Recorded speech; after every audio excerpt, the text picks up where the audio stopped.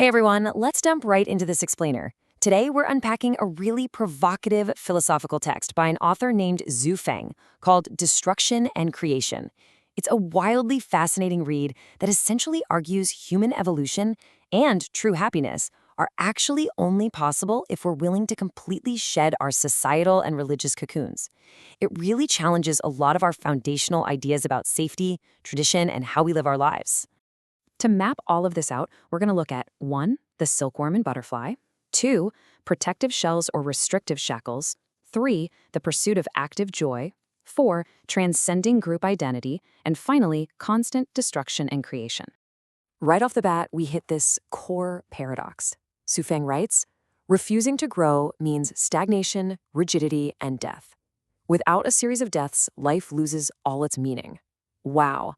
That sets the stage perfectly for a philosophy built entirely on this continuous, inescapable cycle of death and rebirth.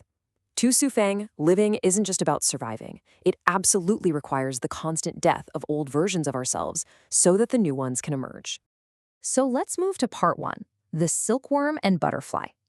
This whole philosophy is built on a natural phenomenon we're all familiar with. Think about a silkworm. Step 1, it breaks out of the egg. Step 2, it grows and sheds its skin multiple times. Step 3, it spins a cocoon and completely transforms into a pupa. And finally, step 4, it breaks out of that cocoon as a butterfly. It literally has to completely dismantle its old life structure to, fully enjoy life and flutter among the flowers. But here's the pivot, and it's a big one. At first, that shell or cocoon serves a very specific purpose. It's vital protection, right? But eventually, the reality shifts. It becomes a deadly constraint, a literal shackle. If the creature doesn't eventually destroy that shell, it won't just fail to fly, it will die curled up inside. The very thing that was keeping it safe suddenly becomes its executioner. Which leads us to part 2, protective shells or restrictive shackles. Let's scale this biological metaphor up to us humans. According to the text, we have our own versions of cocoons. Zhu Feng lists 5 major societal constructs: family, ethnicity, nation, religion, and political parties. The argument here is that these act exactly like the pupa's cocoon. They give us early safety, a sense of belonging, and protection. But if we don't eventually break out of them, they turn into restraints that actually stop us from becoming butterflies and experiencing the wider world. And the text does not pull any punches here. It flat out categorizes people who cling to these old structures as passive and lazy. Furthermore, it describes the act of restricting freedom as the devil's worldview and labels anyone who attacks others' joy as having a perverted moral view. So yeah, it's a severe, unapologetic critique of demanding blind loyalty to tradition over personal evolution. Let's transition into part 3, the pursuit of active joy. Because it's not just about destroying things, right? Look at this contrast. On one side, you have the passive life, clinging to yesterday, trapped in a cocoon, weighed down by what the author calls decayed morals. But the active life, that's about embracing new life, trekking toward the light, and I really love this phrase, picking mushrooms of happiness. Zhu Feng insists that this continuous cycle of creating and destroying is literally the only way to actively gather that happiness. The text throws this blunt question right at the reader. Why live such a burdened life? Why are we denying ourselves the legitimate right to freedom and happiness? Basically, why do we weigh ourselves down with obligations to structures that were only ever meant to be temporary stepping stones?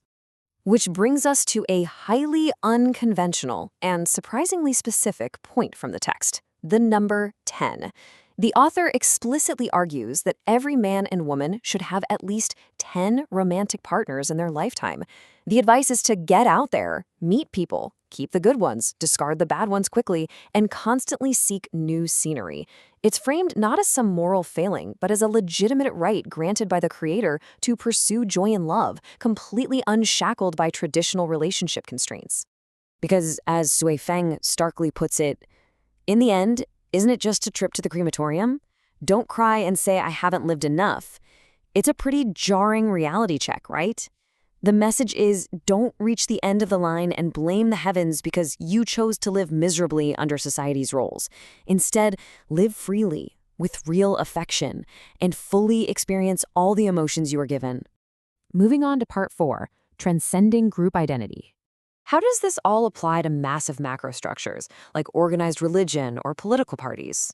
Well, the philosophy gets extremely practical here. The author argues you actually should enter religions or political groups to experience them. He calls it a baptism. But the golden rule is, do not get trapped inside. You have to be able to enter and exit freely to transcend them. If you can't leave, you totally lose the opportunity to appreciate the world. The ultimate advice? Be friends with everyone, but do not form factions. And when it comes to nationalism and statism, the critique is sharp. The text labels putting the interests of your ethnicity and country above everything else as blind arrogance. It compares people who do this to narrow-minded frogs in a well. So it views this kind of nationalism not as patriotism, but as an active obstacle and an enemy to broader human happiness. The core idea here is that a healthy, truly broad heart shouldn't be boxed in by borders. Instead of fiercely defending one specific national cocoon, a healthy mind appreciates all ethnicities and all countries. The goal is to look way beyond the narrow valley of our own immediate surroundings and appreciate the countless sceneries of the entire world. Finally, we reach part 5, constant destruction and creation. This zooms us way out to the cosmic level, and it perfectly captures the duality of the text. It's not just about burning things down. For everything we destroy, we have to build a replacement. When we destroy fixed ways of thinking, we have to create new lifestyles. When we dismantle traditions that shackle human nature, we need to build new views of the universe. When we abandon those old shells, we must construct new moralities to live by. And what's the point of all this? It's to reach what Xiufeng calls the Lifechanyuan era. This is defined as a long-dreamed-of utopian state where humanity has completely transcended all those protective societal shells. It's characterized by constant spiritual evolution and total freedom from factions. Basically, it's a world where you allow the me of yesterday to die so the new me of today can fully, unapologetically enjoy life. So, as we wrap up this explainer on Xiufeng's worldview, I want to leave you with a question to really chew on. What protective shells, whether it's an ideology, a job, a group identity, or even a relationship, are you currently mistaking for a permanent home?